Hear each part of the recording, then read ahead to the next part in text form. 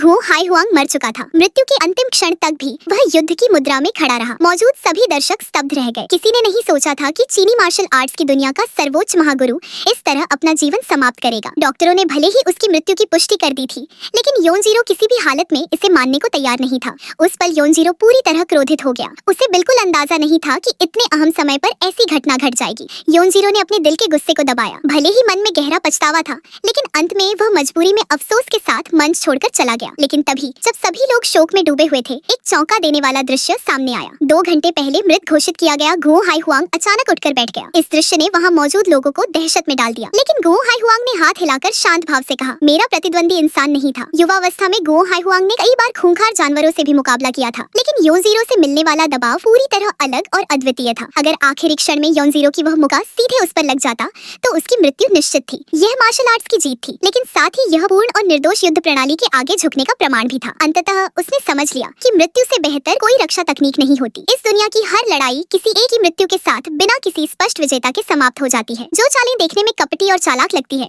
वही असल में मार्शल आर्ट और तकनीक के बीच का असली संघर्ष होती है। योनजीरो जैसे राक्षसी योद्धा से मृत्यु तक की लड़ाई लड़कर और जीवित लौट आना घू हाई हुआंग के लिए जीवन भर गर्व करने के लिए पर्याप्त था। दूसरी ओर योनजीरो को भी यह खबर मिली कि घू हाई हुआंग जीवित है। उसने बस अपने हाथ की कोल्ड ड्रिंक दूर फेंकी और शांत स्वर में कहा, वाकई एक सच्चा समुद्री सम्राट। रात को योनजीरो अकेले अखाड़े में आया। चारों ओर बिखरे पत्थरों को देखकर वह फिर से गहरे विचार में डूब गया। तभी घू हाई हुआंग वहां प्रकट हुआ। उसने कहा, 100 वर्षों में यह मेरी सबसे शानदार लड़ाई थी। भले ही मैं तुम्हें हरा नहीं सका, लेकिन यह भी एक तरह की साधना ही है। यह कहते हुए घू बुजुर्ग ने अपनी समुद्री सम्राट की उपाधि योनजीरो को सौंपने का प्रस्ताव रखा। लेकिन इतनी महान उपाधि के सामने योनजीरो ने विनम्रता से कहा, आपकी भावना मैं समझता हूँ, लेकिन यह उपाधि सिर्फ आपको ही शोभा देती है, क्योंकि वह सिर्फ अपने बराबर की ताकत वाला प्रतिद्वंदी चाहता था। तभी घू हाई हुआंग ने अचानक योनजीरो को रोका। तुम पागल हो। योनजीरो हंसा, तो फिर 100 साल बाद तय करेंगे। मैं भी चाहता हूँ कि मुझे धरती का सबसे शक्तिशाली जीव कहा जाए।